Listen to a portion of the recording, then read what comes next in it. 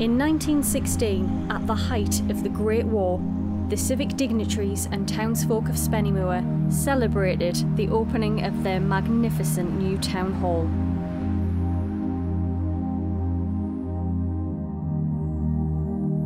Planned before the conflict began, and one of a number of large civic building projects in the area, the town hall became a centrepiece for celebration and commemoration once the guns had fallen silent, hosting a number of welcome home and veterans fundraising events.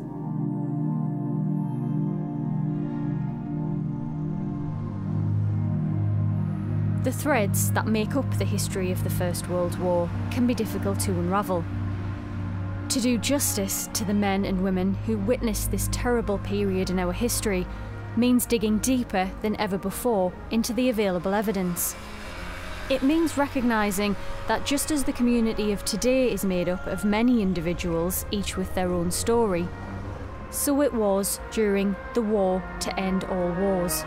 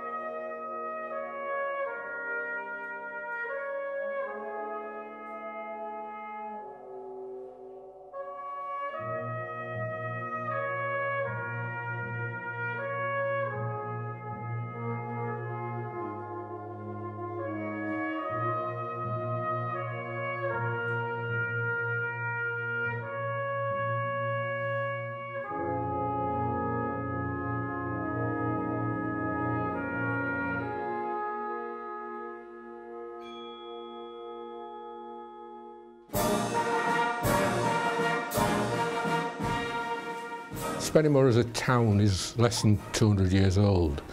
It actually takes its name from the moorland, the Spinney Moor, which is between Bishop Auckland and Tudhoe. Tudhoe village is an ancient settlement, as is Bishop Auckland, but Spennymoor didn't exist until the 1840s, when a railway, the Clarence Railway, and a colliery, the Whitworth Colliery, were built. So the establishment of the colliery and the railway meant that the landowners started building houses which they called New Spennymoor Village. But then, in the 1850s, a man called Charles Atwood built the Tudhoe Ironworks. Spennymoor was largely made up of people coming in from areas around the county and the neighbouring counties, but also a lot of immigration from the Midlands, from Ireland, from Cornwall, from Wales. Large numbers of immigrants coming to work in the collieries and the ironworks.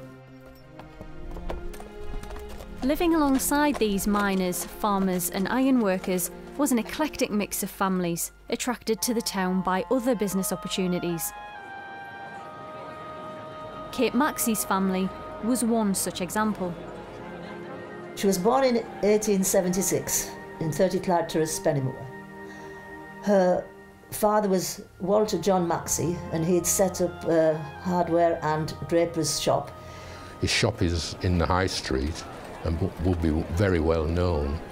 The family prospered and they didn't live above the shop. They had a separate house. Her mother was Jane Watford, and this Jane Watford had a sister called Catherine, and she married George Oliphant McCain, the doctor from Byers Green. So the connection with medicine, as you might say, was the fact that this Dr. McCain then moved from Byers Green with his family down to Leeds, and Auntie Millie and Auntie Kate went down to stay with them.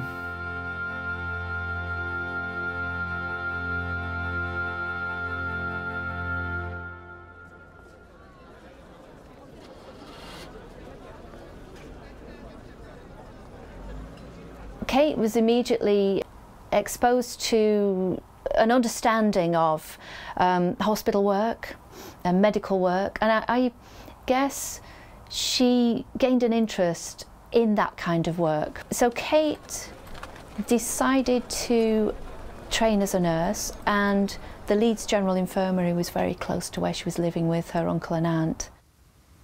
The calling that Kate Maxey had chosen had developed rapidly in the second half of the 19th century, and by the early 1900s was a world away from its very humble beginnings. The nursing profession in Britain evolved really throughout the last 6 decades of the 19th century.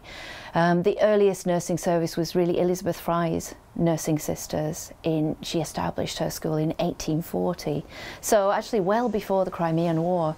But nursing was still seen as very disreputable, right up until Florence Nightingale's work in the Crimea. They created these professional nursing schools within the voluntary hospitals, the higher status hospitals in London and in all of the provincial cities. So the most important early ones were at Charing Cross Hospital, King's College Hospital, St Thomas's Hospital, Guy's Hospital, St Bartholomew's. But then they began to establish schools of nursing in the provincial hospitals as well, such as the Leeds General Infirmary.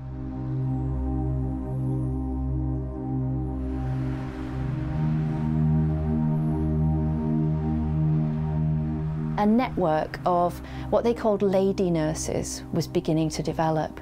So they were working to move away from this working class domestic servant image of the nurse and create a new tier of lady nurses who were highly educated, very professional and morally very pure. This revolution in nursing care was mirrored by a need to raise medical standards across the board. In Spennymoor, like many other places, there were health challenges caused by squalid housing and by the heavy industrial work endured by many in the community. There's quite early evidence to say from about the 1900s, particularly in the Durham coalfield, there were a significant number of miners who had been trained through the St John's Ambulance Brigade, setting up small groups in the local communities, in the local villages, and those people would then be underground and would be able to offer more care, and as each incident happened, then their experience would be greater, and they would be thinking about what was required in the event of maybe another accident. So people would be learning from incidents in those days the same as we do nowadays. Evening classes held by the St John's Ambulance Brigade and others meant that the overall medical knowledge of residents and workers was growing. This was actively encouraged by industry managers and mine owners. Once the various different collieries had their own first aid teams set up, so that was in the early days, 1900, 1914, then what would happen was the different collieries would be competing against each other in first aid, and they would be we set up mock-up situations, and the mines inspector, Donald Bain, produced a shield that it was for these competitions, so that people actually had something to strive for and to win for, and that shield is still being competed for in the local St John's Ambulance Brigades. This growth in medical training and knowledge was echoed within the armed services. The culmination of developments through the 19th century led to the formation of the Royal Army Medical Corps in 1898. Despite an initial reluctance to accept nurses within their ranks, by the start of the First World War, 2 formalised military nursing systems were in place. Kate Maxey was very much a part of it.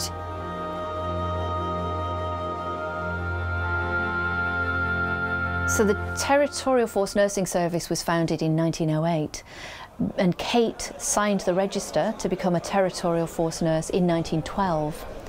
Having said that, there was already a Queen Alexandra's Imperial Military Nursing Service in place, and that became the established military nursing service for Britain.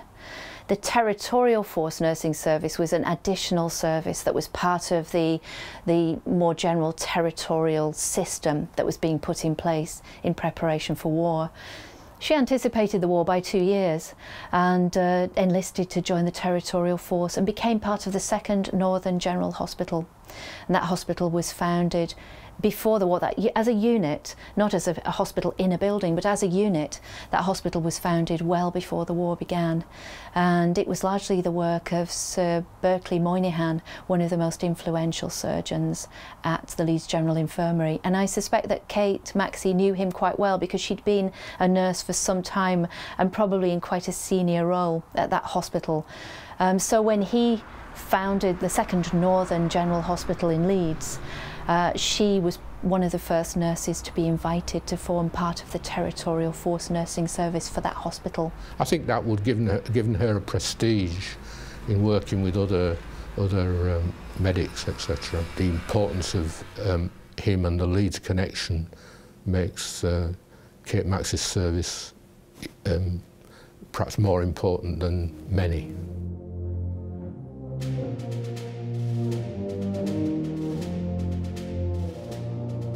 We are all familiar with the grainy films of men lining up outside recruitment offices and of the proud uniformed ranks marching off to war.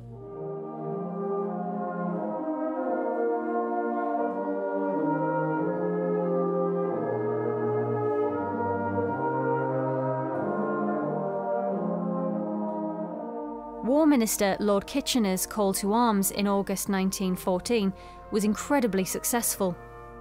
The actual mobilisation of Great Britain's forces was a far more complicated picture than these images could ever portray. In 1914, the country was ill prepared to fight. Compared to the forces of France, Austria and Germany, Britain's army was small. A contemptible little army was how the German Kaiser described it.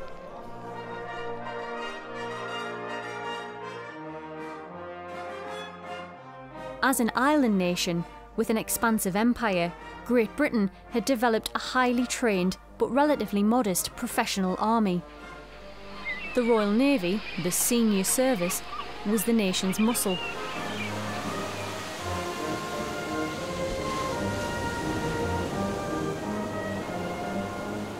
A territorial system had been developed in anticipation of a European war.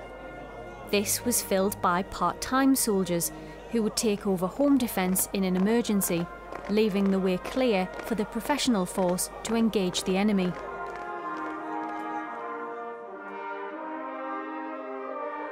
The Territorial Force Nursing Service was part of this system, designed to deal with army medical needs at home.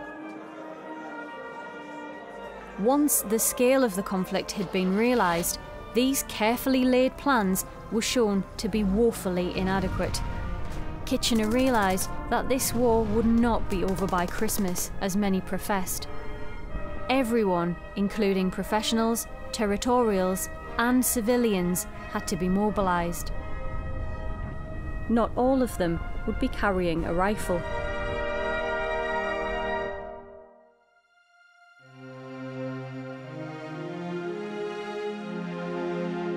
Samuel Bott was an older man. He was similar age to Kate Maxey. He went into the Royal Army Medical Corps. We think that Samuel Bott may well have been trained in what they called ambulance work, in first aid. He was a hewer, so he was right at the coalface, but obviously that's where a lot of the accidents happened, so you needed people who were experienced in first aid at that point. Joseph Willis was a lot younger. He was underage when he joined the Royal Army Medical Corps. Again, it's uncertain as to how he was recruited into the Royal Army Medical Corps. He was a pit boy. If someone's had their first aid training and they've had a exposure to incidents and accidents, then they probably would be the ones who would be most likely to be encouraged to join up into the military support medical teams and join the RAMC.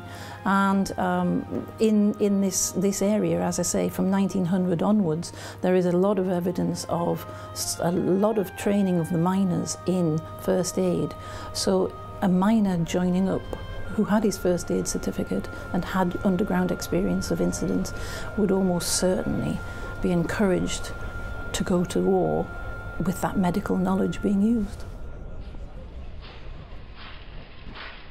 At the beginning of the war, while Kitchener's recruits were still training at home, the professional army was engaging the enemy.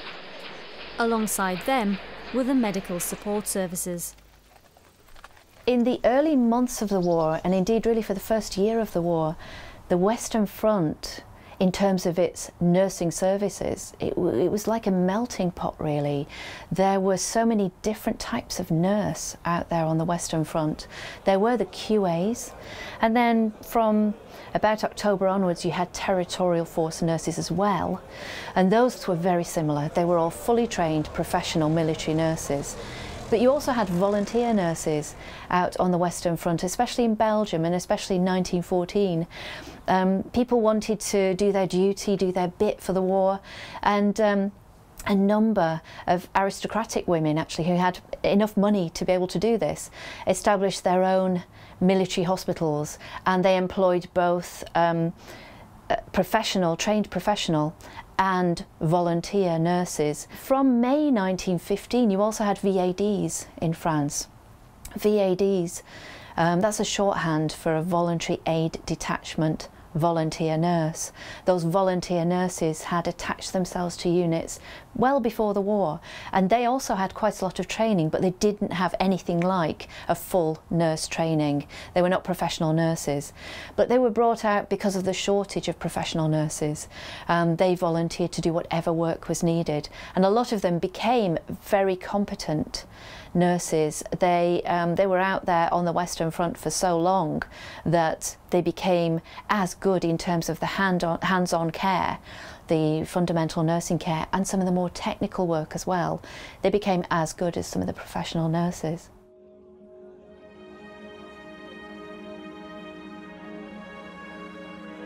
Kitchener's new recruits were a volunteer force, albeit one that had faced enormous pressure to join up. But the lines of faces at recruitment offices in the late summer of 1914 do not tell the stories of those who could not or would not take up arms. For some individuals and organisations of faith, the outbreak of war created a moral dilemma. The Religious Society of Friends, the Quakers, attempted to find an answer. Part of their faith is believing in peacemaking and peace building. So the First World War, even though it looked as if it was approaching for some time, it still came as quite a surprise. Quakers struggled to come up with a united response. They held a yearly meeting, which is essentially kind of the steering committee of Quakers in Britain. And at that meeting, as well as finding a consolidated response, it also facilitated small groups of people getting together, including people who proposed that it would be a good idea to establish an ambulance unit to go out to the front. This Friends Ambulance Unit joined the host of organisations travelling to France and Belgium. Working alongside civilians and the military, the unit attempted to find a place where they could do the most good, whilst preserving their conscience and faith. Dressed in khaki and at times aiding soldiers who might ultimately rejoin the fight, It could be a very fine line. Kate Maxey, now an experienced nurse at one of Europe's best hospitals and a member of the Territorial Force Nursing Service, was sent to France. She was mobilised almost immediately after war broke out. She was mobilised in September and left for France in October. So she arrived in France in early October, probably with the first nurses who were sent to the British Expeditionary Force. After, I think, going to Rouen first, she was then sent to the casualty clearing station behind the fighting near Mons. Again, one is speculating, but she would have had to retreat with the army. She became one of the first members and an integral part of the number 58 casualty clearing station. That CCS was also known as the West Riding CCS because it was the unit that found its identity as part of the 2nd Northern General Hospital. So it was one of the important Yorkshire units based in Leeds but travelling right out to France and then up to the front lines.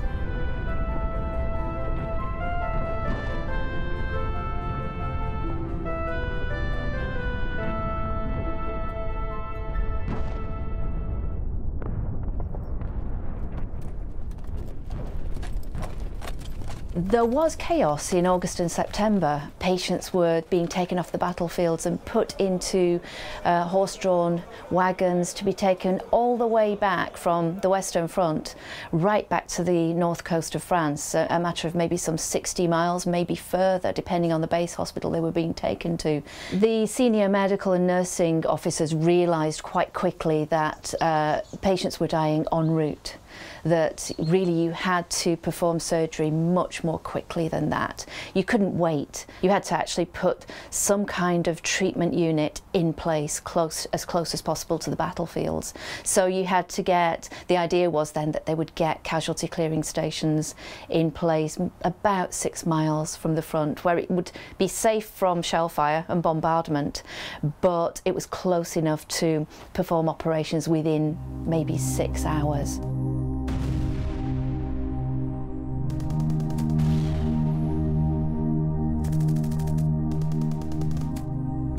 After the initial mobile engagements of late 1914, the opposing forces on the Western Front reached a winter stalemate, and the digging of trenches began in earnest. Ultimately, this trench network stretched from the Swiss border to the Channel coast. One perverse benefit of static warfare is that the lines of treatment and casualty extraction can become well established and increasingly efficient. When a soldier was wounded on the battlefield, he would have to look after himself in the first instance, because the orders were not to stop and help your wounded comrades. You had to move on. You could be waiting on the battlefield for hours or even days. Some patients were waiting for days to be picked up by stretcher bearers. But the ideal scenario was that you'd be picked up within hours, you'd be in a regimental aid post for only maybe half an hour, you'd be through there as quickly as possible into a motor ambulance. As long as there was no shelling of the roads around the regimental aid posts and between that post and the casualty clearing station, you would make it back to a casualty clearing station within another hour, depending on how far that was. The idea was that patients were back at the casualty clearing station within 6 hours, and that is where the soldier would first meet a nurse. A lot of the triage, the assessment at the casualty clearing stations was done by nurses, and the purpose of the casualty clearing stations was to do emergency surgery. So the next stage of the journey was a base hospital, a general hospital on the French coast or somewhere in western France or on the north coast of France. And then the really seriously wounded who were unlikely to recover were then put onto a hospital ship and taken to the south coast of England, where they'd be on another ambulance train and would be taken to a territorial hospital or an auxiliary hospital in Britain.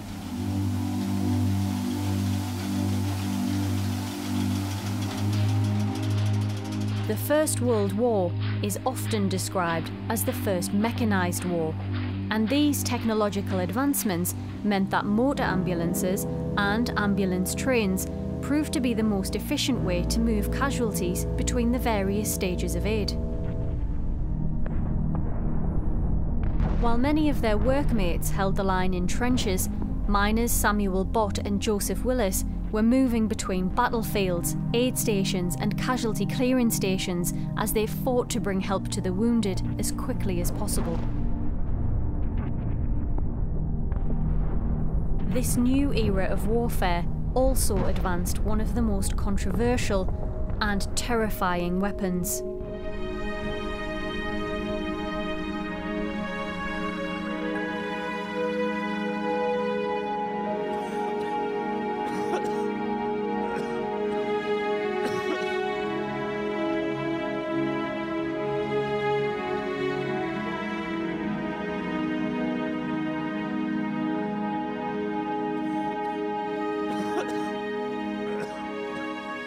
The number 58 CCS was moved right up to the front lines at Lille, a small French town of Lille, very close to Luce.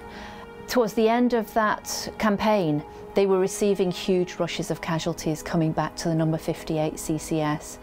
By that time, by the autumn of 1915, both sides were using poison gas, particularly chlorine and phosgene.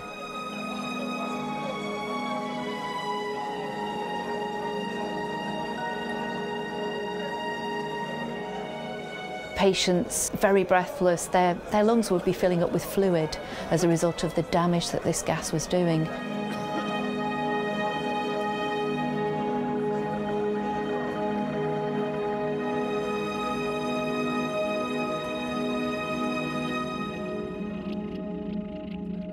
For relatives of those that served in the Great War, the journey of discovery can be enlightening and startling. The remarkable life of someone known only in their later years can lead to more questions than answers. We knew she was a nurse. We had no idea of a war work. I had no idea that she'd done such marvellous things, and that's largely come to light through your research, really. Yes, well, hasn't it? She lived with my aunt, or our aunt, Auntie Margaret, for 30 years. And when Auntie Margaret died, and we cleared the house, we collected up all the photographs and all the documents and everything else, some of which had obviously been Auntie Kate's. The photograph album yes, was the start of it. We'd had a quick flick through it, but carefully put all of these things away. I mean, we hardly looked at it at that point. And it's such a pity we hadn't asked it. Well, but I'm sure every generation feels that's why didn't we ask. But I don't know that she would have told us very much about it. She probably just didn't want to be reminded of it, quite honestly. I think most people were like that, weren't they? And also she would never have boasted about anything she'd done. She would have never thought it was extraordinary, would she? One of the interesting things about the nurses of the early 20th century was that they wrote a lot. At one point during her service, Kate was posted to the #1 British General Hospital at Étretat on the French coast, and while she was there she formed a close friendship with another professional nurse, Edith Appleton. Edith Appleton in particular kept a very detailed diary. The diaries were just put away in a drawer in my mum's house, and she moved a couple of times and they went with her. And when my mum died in '97, I inherited them. What did I do? Put them back in a drawer. And I just happened to be having a conversation with a friend in Blockley in Gloucestershire, where we live. And I said, we're talking about the First World War, and I said, I've got these diaries. And she asked to borrow them, and I didn't hear anything. And then I had a very excited phone call. These diaries are incredible, you've got to get them published. For obvious reasons, you know, the First World War, the stories mainly concentrate on the terrible experiences that the men had. So it's been rather special and unusual to be able to share a woman's story. You can tell from reading Edith Appleton's account that she really respected Maxey. They probably learned a lot from each other. When they weren't on duty, they went off sightseeing around Étretat and around other parts of northern France.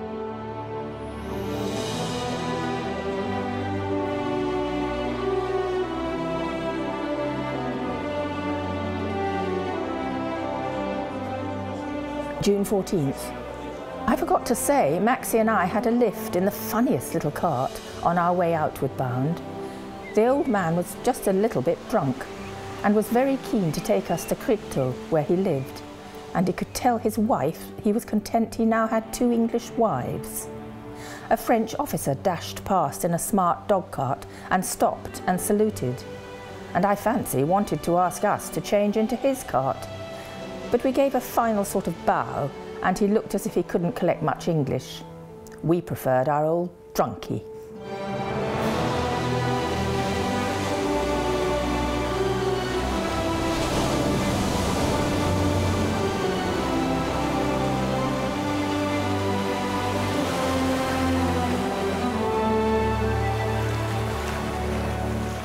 The other bit that always is very funny, I think, is her comments about the VADs, the Voluntary Aid Detachment, who came from very different background. VADs tend to come from wealthy or upper-class families, little or no experience of earning a living or having a job even, and there are a lot of references to them. November 29th. The VADs are a source of great interest to me. Taking them as a bunch, they're splendid. They may be roughly divided into 4 sorts: stalkers, crawlers, irresponsible butterfliers and sturdy pushers. At the moment I'm thinking of a butterfly one who is on night duty in my ward and says with a light-hearted laugh, "It's ripping nursing the men, great fun." She's an aristocratic little person, most dainty and well-groomed, and the thought of her scrubbing and dusting all day makes me smile.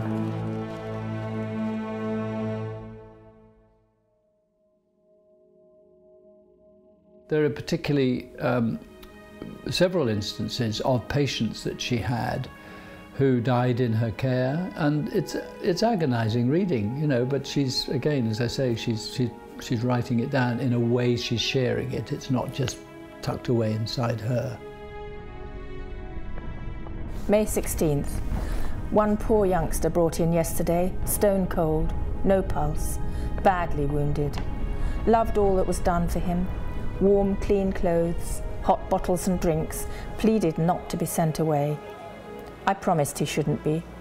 He smiled sweetly, went happily to sleep, and never woke in this world.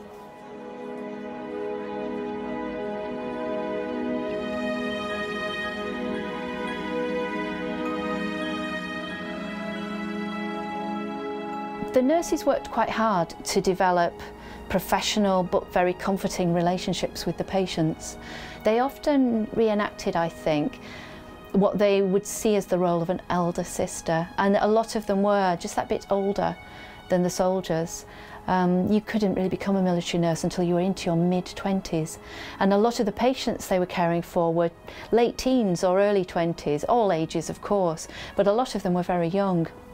And the nurses in their diaries often refer to the patients as boys, you know, these boys. March the 8th. My heart is very sore for one poor boy, Kerr, who is in a state to die at any moment. I'm writing to his mother, a refined old lady, who writes back, "So glad to hear Charlie is with you. Rest and good food will do him good." Have my letters not reached her, or won't she understand? The boy is dying. March 13th. My poor little boy Kerr died yesterday. 15 days suffering from gas, dangerously ill all the time. Kept whispering messages for home and his fiancée. When I bent down, I would hear, "I do love you. When I'm gone, will you kiss me?" And all the time, heads would be popping in, sister this and sister that. But in spite of all, I did kiss the boy. First for his mother, and then for myself.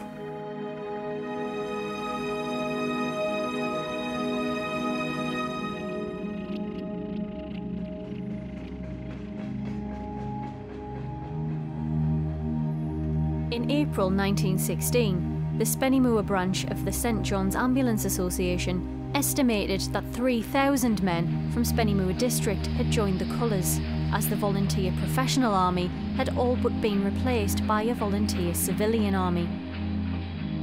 However, this new force was not enough and needed to be supplemented by a type of soldier previously unknown to the British Army, the conscript.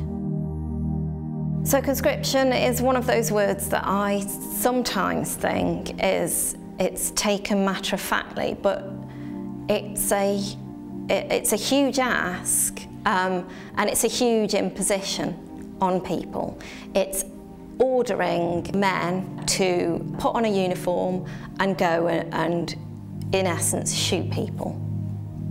When it becomes clear that conscription is going to be introduced, Quaker MPs, so two in particular, Arnold S. Rowntree and T.E. Harvey, they ensure that a conscience clause is inserted into the Military Service Act, which is the act by which conscription is introduced.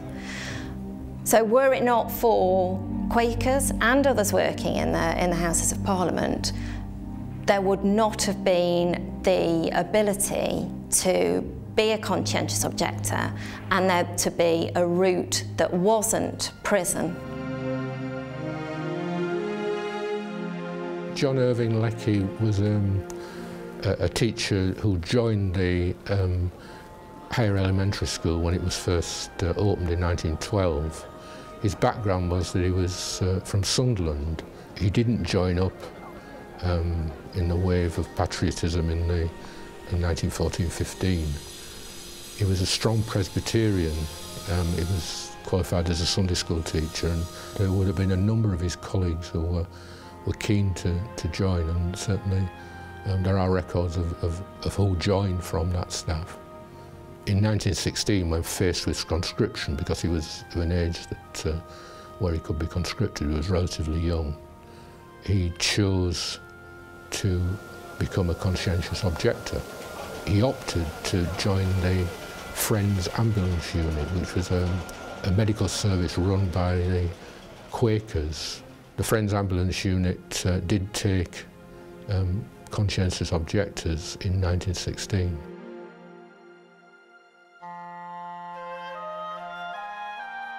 We know generally that there was a lot of difficulty for conscientious objectors. People were egged on to join up by a wide variety of people.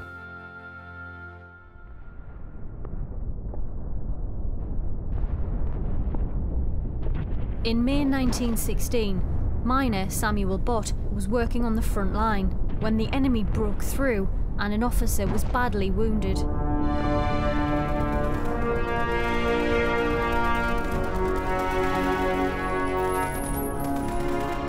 Bott attended to the officer and, under heavy shell fire, brought his patient 6 miles to safety.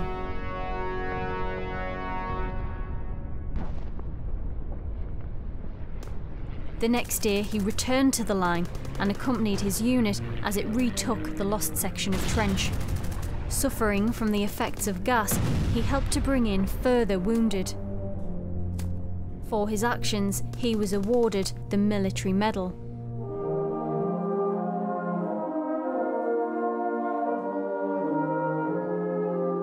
Obviously, if you're going out into no man's land to rescue people, it requires a great deal of bravery. And this was being recognised in the army. So it was as important as winning a medal in an attack was winning a medal, retrieving your comrades from the battlefield.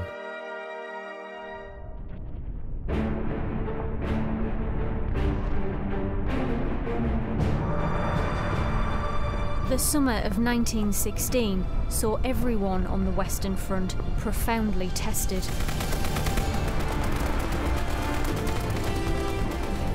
After months of deadlock in northern France, a big push was planned. New recruits in the trenches and behind the lines took their place alongside hardened veterans. Spennymoor schoolteacher and conscientious objector John Leckie was about to face the reality of his situation.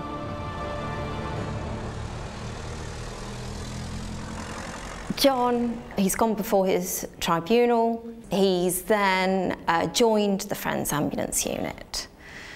So he joins and is deployed to France and Belgium a week after the beginning of the Somme.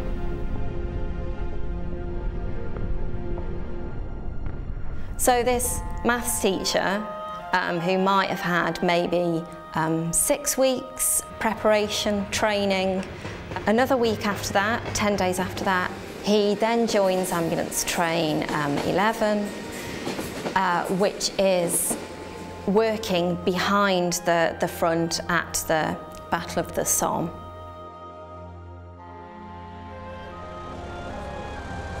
July 4th, wounded, hundreds upon hundreds on stretchers being carried or walking, covered from head to foot in well-caked mud.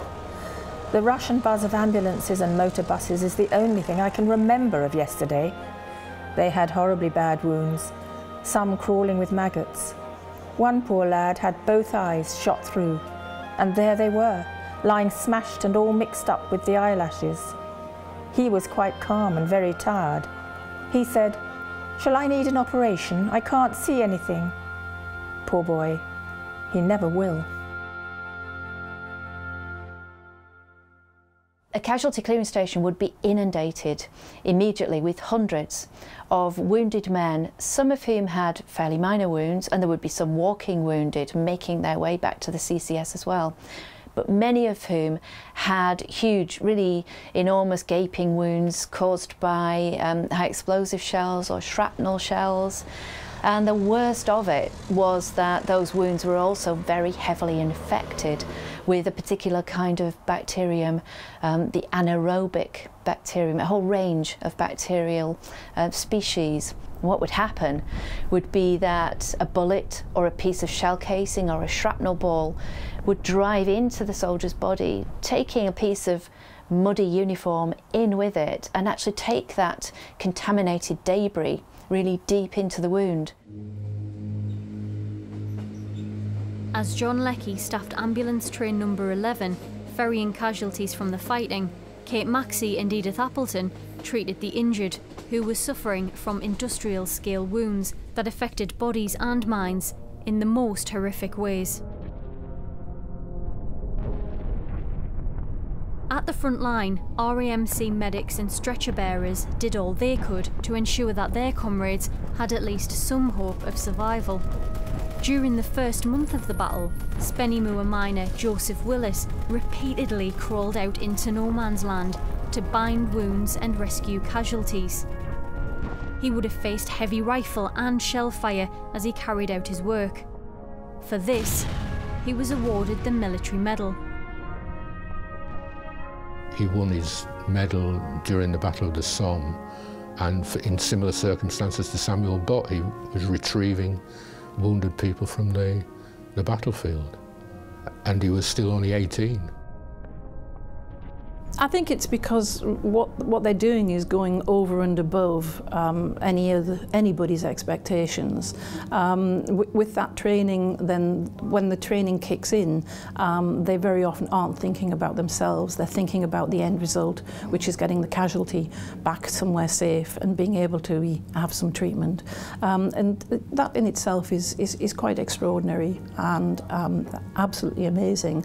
The numbers who lost their lives equally in the First World War, but many did come back and were rewarded. The significant thing that we know about him is that there was a great celebration of his medal by his colleagues at the Westerton Colliery. They put on a big show for him, and there are records of that, newspaper records, and an advert for the event, which was held at the Methodist Hall in Low Spennymoor.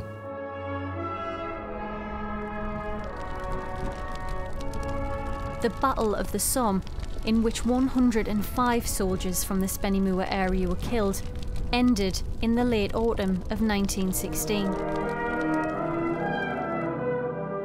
A popular opinion is that nothing was gained and that it was a pointless waste of life by heartless generals.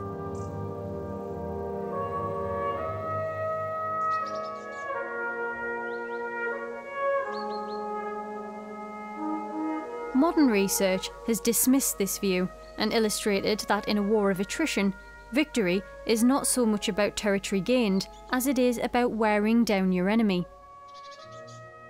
Mistakes were made, but the Somme battles relieved the pressure on the French fighting at Verdun and taught the British valuable lessons.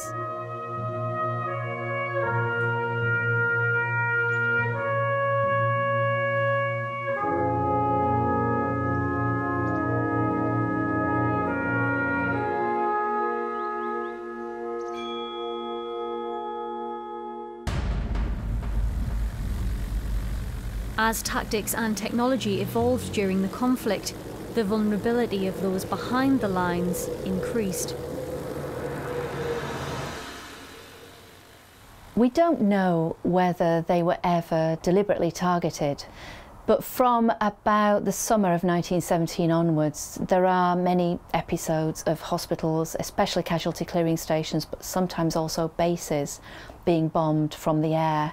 These were either tents or huts, usually tents actually. They were just areas where if a shrapnel shell exploded in the air or a high explosive shell exploded on the ground, the blast or the shrapnel would fly in all directions, then there'd be nothing to stop it.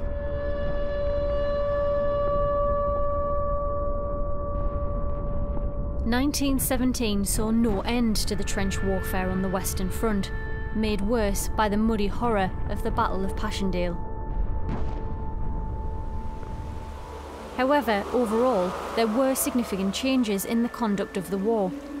Unrestricted German submarine attacks resumed and brought both near starvation to Great Britain and the United States of America into the fight.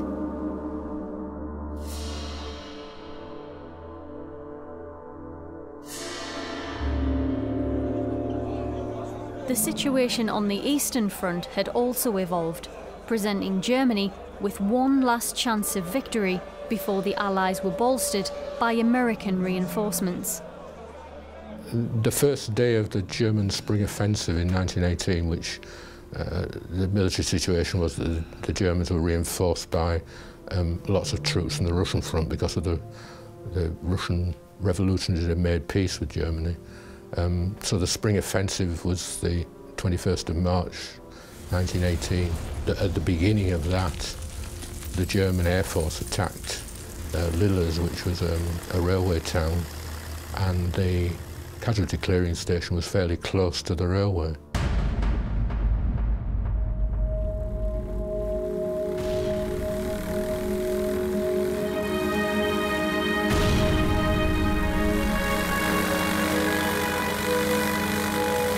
What happened to that hospital that night, 21st of March, was just about as unfortunate as it could have been, because one of the German Gotha bombers dropped a bomb that landed in an ammunition carriage that was actually packed with ammunition and particularly with shells. So all of those shells exploded.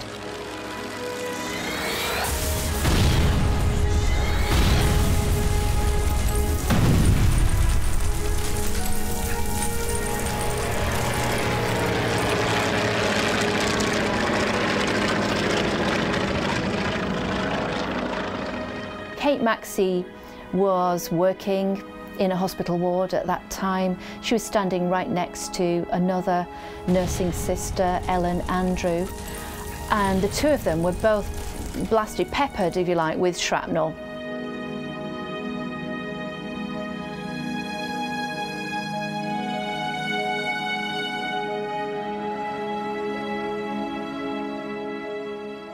Ellen Andrew died pretty much immediately, and Kate was hit by shrapnel in a number of different parts of her body, mostly all down the right-hand side, so right side of her forehead, her neck, Her forearm and one of the bones in her arm was broken.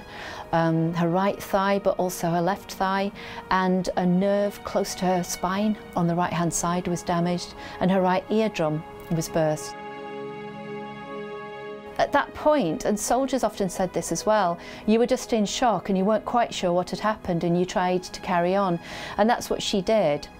She tried to look after her colleague who was dying. But once she realised that Sister Andrew was dead, she then turned, to try and help others who'd been injured by that blast and to continue to look after her patients. Others could see how badly injured she was. So she was persuaded, her colleagues, the orderlies and the other nurses persuaded her to lie down on a stretcher bed. But she still continued to run the ward from her bed. So she was still giving orders to the sisters and to the orderlies for hours after she had been injured. Because she was so courageous and she was so self-sacrificing really, and was putting the others, the patients and the staff, before herself, she was awarded the military medal, and her citation said that she tried to help others even when she was probably one of the most severely wounded in the ward that night.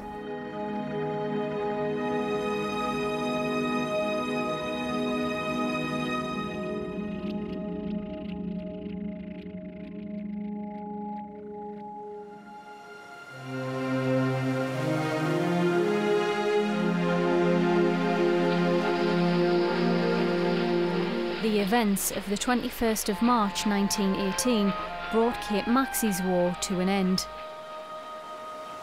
After weeks in hospital in London, she then recuperated at her sister's home in Spennymoor. Whilst there, an event was held at St Andrew's Mission Hall in her honour, the Spennymoor Ambulance Association presenting her with gifts to mark the occasion. Kate petitioned to return to the front to continue her work. This was declined, the authorities saying that after continuous service from October 1914 to spring 1918, she had done enough.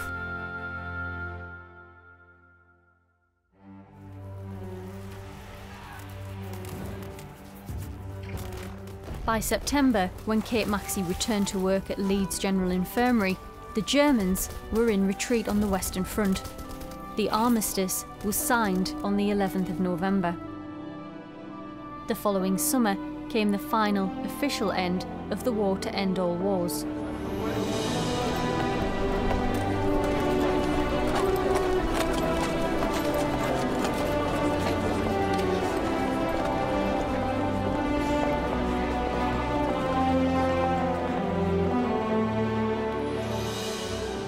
Decorated RAMC medics Samuel Bott and Joseph Willis, like hundreds of others from the area, returned home to be feted at the new town hall before resuming their pre-war lives underground.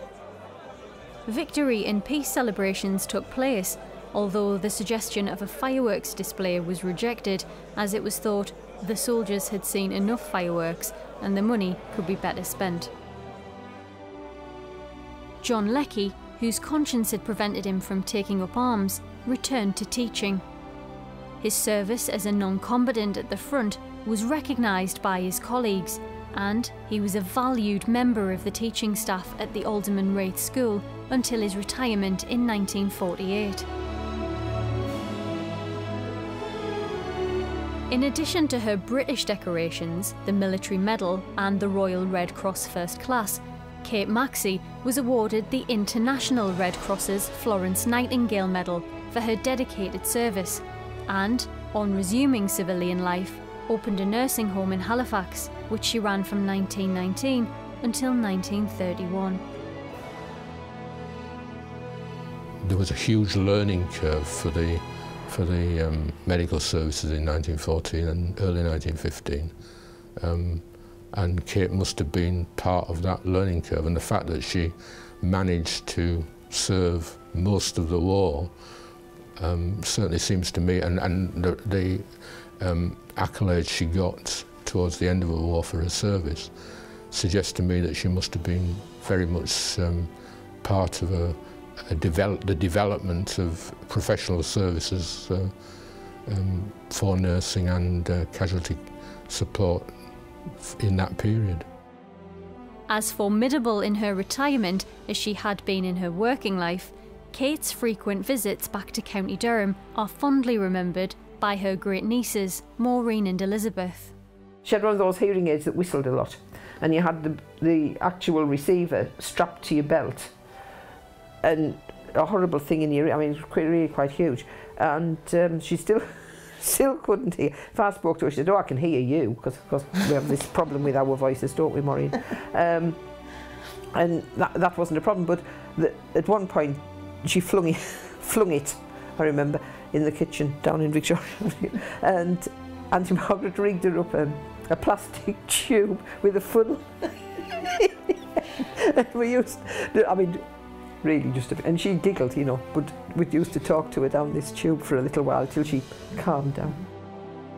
I thought, what can I remember about Auntie Kate? Now I can just imagine sitting in the sea, knitting socks. She was very good at knitting socks. When she came up to you, yeah. When she came to her only for the afternoon or the hours she came, and sat and knit and knit, and she would say, "Get me an ashtray, my dear." Oh. That's it. Get me an ashtray. Yeah, she sort of looked down her nose when she talked, didn't she? Bring me an ashtray, my dear.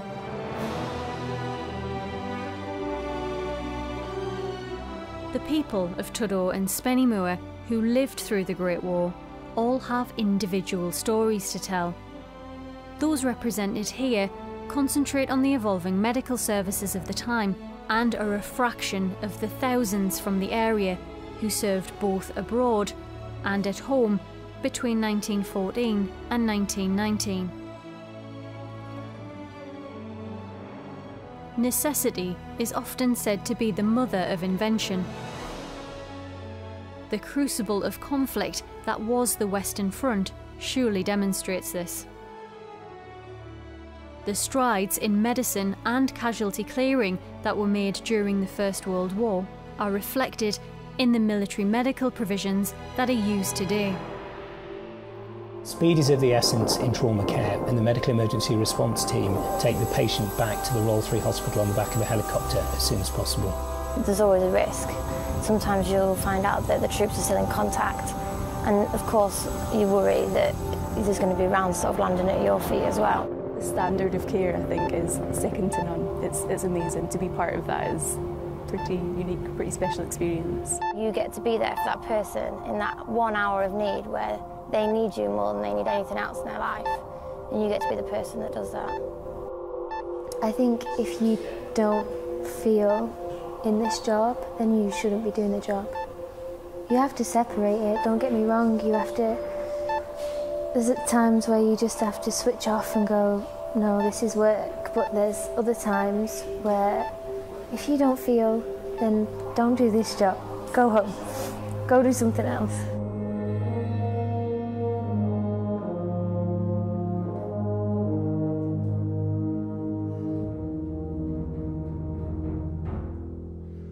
The service of Kate Maxey and the thousands of others who tended the wounded of all sides is a remarkable legacy of an extraordinary time. I think it's important to remember everything that went on 100 years ago. It's important that we acknowledge the huge loss and what so many people gave. But I think it's much easier if you have individuals and you can put a face and a name. That makes it much more real for the people who 100 years later are trying and struggling to understand exactly what it was all about. That huge loss of life.